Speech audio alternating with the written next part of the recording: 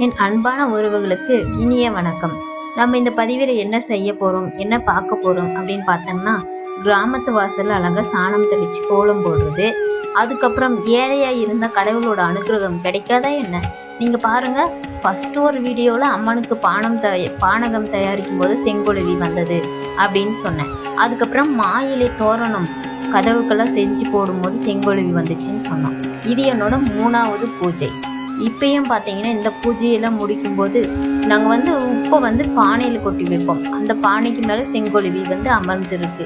நான் எப்போ பூஜை செய்ய ஸ்டார்ட் பண்ணணும் அப்போ இருந்து எனக்கு இந்த மாதிரி அறிகுறிகள்லாம் தெரிஞ்சுட்டே தான் இருக்குது. என்னோடய வீடியோவை முழுசும் பாருங்கள். நான் செய்கிற மாதிரி பூஜை உங்களால் முடிஞ்ச கண்டிப்பாக செய்து பலன் பெறுங்க. நான் எல்லாமே வீடியோ சாட்சியோடையே கொடுத்துருக்கேன். கொஞ்சம் ஒரு ஒரு ஒரு மாதத்துக்கு முன்னாடி போட்ட வீடியோவை போய் பார்த்தீங்கன்னா தெரியும். அதுலேயும் செங்கொழுவி இருக்கும், மாயிலை தோரணம் செஞ்சு போடுறதுலேயும் இருக்கும், இதுலேயும் இருக்குது. நான் பொய் சொல்கிறது இருந்தால் செங்கொழுவி எதுக்கு வீட்டுக்கு காட்சி தரணும், செங்கொழுவி வீட்டுக்கு காட்சி தர்றது அப்படின்றது பெரிய பாக்கியம் அப்படின்ட்டு நம்ம முன்னோர்களும் சொல்லியிருக்காங்க. அதுக்கப்புறம் பெரிய பெரிய ஆன்மீகவாதிகளும் சொல்லியிருக்காங்க. கண்டிப்பாக ட்ரை பண்ணி பாருங்கள். கிராமன்றதுனால நாங்கள் எப்போவுமே வாசலுக்கு சாணம் தெளித்து அழகாக இந்த மாதிரி செம்மண்லாம் போட்டு அழகாக கோலம்லாம் போட்டு வச்சுப்போம். பார்க்கவே ரொம்ப மங்களகரமாக இருக்கும். அடுத்து துளசி செடி நான் பானையில் வச்சு பார்த்தேன். அது சரியாக வளரவே இல்லை, செத்து போயிடுச்சு. சரி வேண்டாம், இனிமேட்டுக்கு பானையில் வைக்க வேண்டாம், பூமியிலேயே வச்சு விட்டுலாம்.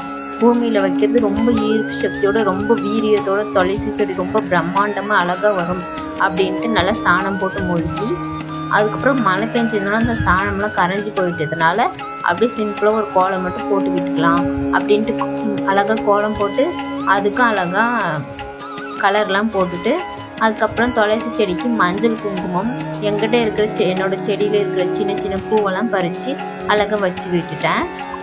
அப்புறம் துளசி செடி கட்டாயமாக எல்லோரோட வீட்லேயும் வச்சு வளங்க. ஏன்னா நம்ம செய்த பாவங்களை எல்லாம் போக்கிடும் அப்படின்னு சொன்னாங்க ஒரு ஆன்மீக ஜோசியர் தான். கிட்டத்தட்ட 7 ஜென்ம பாவத்தையும் இந்த ஒரு துளசி செடி வளர்க்குறதுனால போயிடும் அப்படின்னு சொல்லுவாங்க. அதனால துளசி செடிக்கு ரொம்ப பவர்ஃபுல்லுங்க. என்ன வச்சுக்கோங்களேன், உங்கள் மைண்டு ரொம்ப பீஸ்ஃபுல்லாக இருக்கணும்னா இந்த மாதிரி பசுமையான செடிகளை வளர்க்குறதுனால ரொம்பவே நல்லாயிருக்கும். நீங்களும் கண்டிப்பாக உங்களால் முடிஞ்சால் கண்டிப்பாக ஒரு துளசி செடி நட்டு அதுக்கு வெள்ளிக்கிழமை செவ்வாய்க்கிழமை உங்களுக்கு சனிக்கிழமை இந்த மாதிரி நாட்கள்லாம் துளசி அம்மனுக்கு ஒரு விளக்கேற்றி அழகாக பூஜை செய்யுங்க. அப்புறம் அரிசி மாவால் இருக்கிற இந்த இடத்துலலாம் கோலம் போட்டு விட்டுடலாம். உள்ளே போகும்போது வெளியே வரும்போது பார்க்கும்போது நம்ம கண்ணுக்கு குளிர்ச்சியாக இருக்கணும் அப்படின்றதுக்கோசரம் இந்த அரிசி மாவு கோலம்லாம் போட்டு விட்டுக்கிட்டேன். பார்க்கவே ரொம்ப அழகாக இருந்துச்சு. இதில் காவியும் சேர்த்துக்கிட்டால் ரொம்ப அழகாக இருந்துச்சு. நீங்கள் எப்போயாவது உங்களுக்கு டைம் கிடைக்கும் போது ட்ரை பண்ணி பாருங்கள். அப்புறம் சாமி சிலைகளுக்கு பூஜை செஞ்சிடலாம் அப்படின்ட்டு தண்ணியில் அபிஷேகம் பண்ணிவிட்டு அப்புறம் மஞ்சள் அபிஷேகம் பண்ணேன்.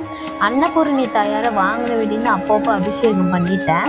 ஆனால் லக்ஷ்மி தாயாருக்கு என்னால் எதுவுமே செய்யவே முடியலை. இப்போ தான் வாங்கிட்டு 1 வாரம் போல் ஆகுது. சரி இன்றைக்கி செஞ்சிடலாம் அப்படின்ட்டு செஞ்சேன். இப்போது லக்ஷ்மி தாயாரும் அன்னபூரணி தாயாரும் அபிஷேகம் செய்யும் போது எப்படி இருக்காங்க, அபிஷேகம் செய்து பிடிச்சி அலங்காரம்லாம் செய்யும் போது எப்படி இருக்காங்க, அப்படியே உயிர்களை தெரிகிற மாதிரியே இருக்கும். நம்ம எப்போவுமே வீட்டில் இருக்கிற சிலைகளுக்கு பூஜை செய்ய தான் அதனோட பவர்ஃபுல் ரொம்பவே அதிகமாகும். அப்படி இல்லை செய்யாமல் விட்டுட்டோம் அப்படின்னா அதனோட வீரியம் குறைஞ்சிட்டே வரும். அது மீதான சக்தியும் இருக்கவே இருக்காது. அதனால் கண்டிப்பாக சாயாரோட சிலை வச்சுருந்தீங்கன்னா இந்த மாதிரி உங்களால் முடிஞ்சால தண்ணி அபிஷேகம் மஞ்சள் அபிஷேகம் இது கூட செய்யுங்க. ஒன்றுமே பிரச்சனையே கிடையாது. ஏதாவது ஒரு அபிஷேகம் பண்ணிட்டாவே போதும். அப்படியே லக்ஷ்மி தாயார் சிரித்த கலையோடு எப்படி இருக்காங்க பாருங்கள். அதுக்கப்புறம் அம்மனுக்கு குட்டியாக ட்ரெஸ் எல்லாம் தைச்சி வச்சுருந்தேன். அதெல்லாம் போட்டு சாமிக்கு அழகாக மஞ்சள் குங்குமம்லாம் வச்சு விட்டுட்டேன். பார்க்கவே ரொம்பவே அழகாக இருந்துச்சு. மஞ்சள் குங்குமம்லாம் வச்சு முடிச்சுட்டு இந்த வலையெல்லாம் கொஞ்சம் கொஞ்சமாக பணம் சேர்த்து வச்சு நான் வாங்கி வச்சுப்பேன். எனக்குன்ட்டு எதுவுமே செஞ்சுக்கலனாலும் சாமிக்கு செய்யணும், சாமியை ரொம்ப அலங்காரமாக வச்சுக்கணும் அப்படின்னு ரொம்ப ஆசைங்க.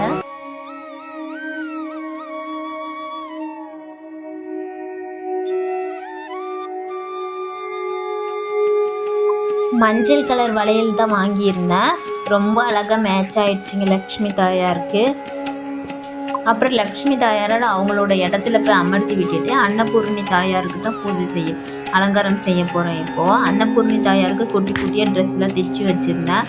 அதெல்லாம் போட்டு விட்டுட்டு இவங்களுக்கு வந்து கொஞ்சம் கொஞ்சம் கவரிங் நகைக, அதுக்கப்புறம் ப்ளவுஸ் அந்த லேஸு, அதுக்கப்புறம் சின்ன சின்ன நெக்லஸ்லாம் வச்சுருந்தேன். அதையெல்லாம் போட்டு விட்டுட்டு அவங்களையும் இப்போ அவங்களுடைய இடத்துல அமர்த்தி வச்சுக்கலாம்.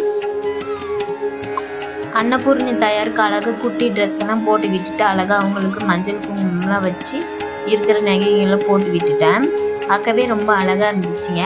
அதுக்கப்புறமா இந்த பூஜையெல்லாம் செய்து முடிச்சுட்டு அப்படி வீட்டையே வந்து பூஜை ரூமையே வந்து அப்படியே கோயில் கருவறை போல் அழகாக வச்சுக்கோங்க. எப்போவுமே ரொம்ப நீட்டாக சாமி படத்தெல்லாம் ரொம்ப மங்களகரமாக வச்சுக்கோங்க.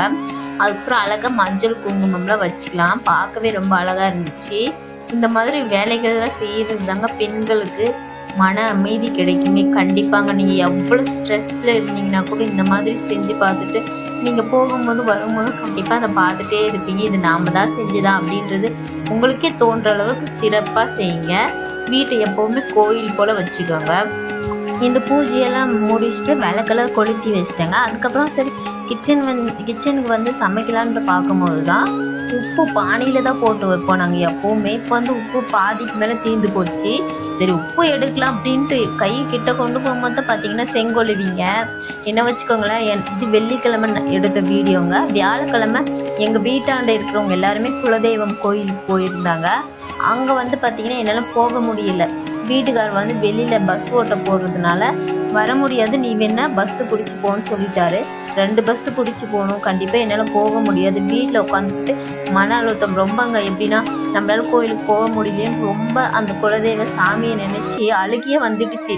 அடுத்து பார்த்தா வெள்ளிக்கிழமை பார்த்தீங்கன்னா உப்பு பானைக்கு மேலே இருக்காங்க. எப்படி இருக்குங்க? இதை விட பெரிய சந்தோஷம் என்ன இருக்குது? நீங்களே சொல்லுங்கள் பார்க்கலாம்.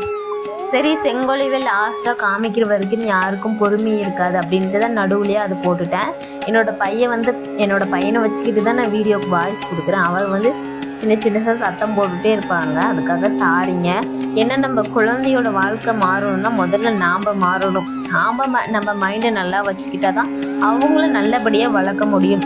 அதனால் ப்ளீஸ் ஏதாவது சத்தம் போட்டிருந்தா கொஞ்சம் சாரிங்க. அதுக்கப்புறம் பார்த்தீங்கன்னா என்னோடய சேனலுக்கு நிறைய லைக் பண்ணிங்கன்னா மட்டும்தான் இது வந்து நிறைய இடத்துக்கு யூடியூப் வந்து ரெக்கமெண்ட் பண்ணுவாங்க. அதனால் என்னோடய உழைப்புக்கு கண்டிப்பாக உங்களோட லைக் கிடைக்கும் அப்படின்ட்டு நான் ஒரு நம்பிக்கையோடு தான் இந்த வீடியோவில் போடுறேன். ப்ளீஸ் மறக்காமல் லைக் பண்ணுங்கள், சப்ஸ்கிரைப் பண்ணுங்கள். நான் கிராமத்தில் வாழ ஒரு சாதாரண வீட்டுக்காரோட மிடில் கிளாஸ் பொண்ணு தாங்க. நான் எப்படியாவது முட்டி மோதி மேலே வந்துடணும் அப்படின்ட்டு தான் நான் இந்த யூடியூப்ன்ற ஆப்ஷனே தேர்ந்தெடுத்தேன். மறக்காமல் லைக் பண்ணுங்கள், சப்ஸ்கிரைப் பண்ணுங்கள், கமெண்ட் பண்ணுங்கள்.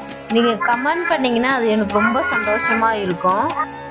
ஒரு மிடில் கிளாஸ் பொண்ணோட வாழ்க்கை எப்படி இருக்கும் அப்படின்றத எல்லா மிடில் கிளாஸ் பொண்ணுங்களுக்கு கண்டிப்பாக தெரியும். ப்ளீஸ் மறக்காமல் சப்ஸ்கிரைப் மட்டும் பண்ணி வச்சுக்கோங்க. அதுக்கப்புறம் பார்த்தீங்கன்னா இந்த பூஜையெல்லாம் கோலம்லாம் போட்டு முடிச்சுட்டு அழகாக அம்மனுக்கு விளக்கெல்லாம் ஏற்றி விட்டுட்டேன். விளக்கு ஏற்றி விட்டுட்டு அதுக்கப்புறம் அம்மனோட அழகு ரொம்ப அழகாக இருந்தாங்க. அவங்க அழகை ரசித்து முடிச்சுட்டு எனக்குன்னு சின்ன சின்ன தொழிலாக இருக்குது. ஆடு மாடு விவசாயம் இதெல்லாம் செய்யணும்.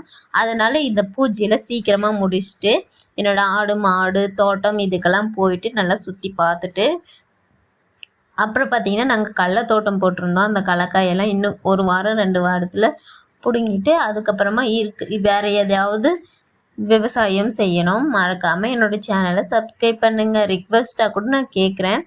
மறக்காமல் சப்ஸ்கிரைப் பண்ணிவிட்டு பாருங்கள். அப்புறம் என்னோடய குட்டி முருகர் எங்கள் வீட்டில் இருக்கிற சாமி படம் எல்லாத்துக்குமே ஊதுபத்தி கற்பூரம் காமிச்சு விட்டுக்கிட்டேன். என்கிட்ட நான் எப்போ குட்டி முருகரோட சிலை வாங்கணும், அதுக்கப்புறமா பெரிய முருகரோட சிலை வாங்கினேன், அதுக்கப்புறமா சாமி ஃபோட்டோலாம் வாங்கினேன், அதுக்கப்புறம் லக்ஷ்மி தாயார் வாங்கினேன். அதுக்கப்புறம் எனக்குன்ட்டு ஒரு சின்ன தொழில் ஒன்று கிடச்சிச்சு, டைலரிங் தொழில். அதனால நீங்களாம் மறக்காமல் உங்கள் வீட்டில் ஏதாவது ஒரு சாமி படம் இருக்கும், உங்கள் மன அழுத்தம் எல்லாத்தையும் அவங்கக்கிட்ட போய் கொட்டி தீருங்க. அவங்களுக்கு எப்பயாவது காலையில் மாலையில் எப்பயாவது உங்களால் முடியும், கண்டிப்பாக நம்மளால செய்ய முடியும், நம்மளோட வாழ்க்கை மாறும் அப்படின்ட்டு விளக்கு ஏற்றி வச்சுட்டு அந்த இருட்டாக இருக்கிற வீட்டில் விளக்கு ஏற்றுங்கன்னா வெளிச்சம் எப்படி இருக்கோ அது போலவே நம்மளோட வாழ்க்கையும் மெதுவாக வெளிச்சத்துக்கு வரும். மறக்காமல் நீங்கள் கட்டாயமாக உங்கள் வீட்டில் செய்யுங்க. இன்றைக்கி இருந்து இல்லைனா கூட நாளைக்கு இருந்து கூட ஃபாலோ பண்ணுங்கள். விளக்கேற்றுற வீடு வீண் போகாதுன்னு பெரியவங்க சும்மாவாக சொல்லுவாங்க. மறக்காமல் சப்ஸ்கிரைப் பண்ணிட்டு பாருங்கள். இதுக்கு மேலே எனக்கு என்ன பேசுறதுன்னு தெரியலங்க. இவ்வளோ நான் பேசுகிறதே பெரிய விஷயம். அதனால மறக்காமல் சப்ஸ்கிரைப் பண்ணுங்கள். இன்னொரு வீடியோவும் கண்டிப்பாக எடுத்தேன்னா போடுறேங்க. அதுக்கு முன்னாடி கமெண்ட் பண்ணி என்னோடய வீடியோ எப்படி இருக்குன்ட்டு சொல்லுங்கள். நன்றி, வணக்கம்.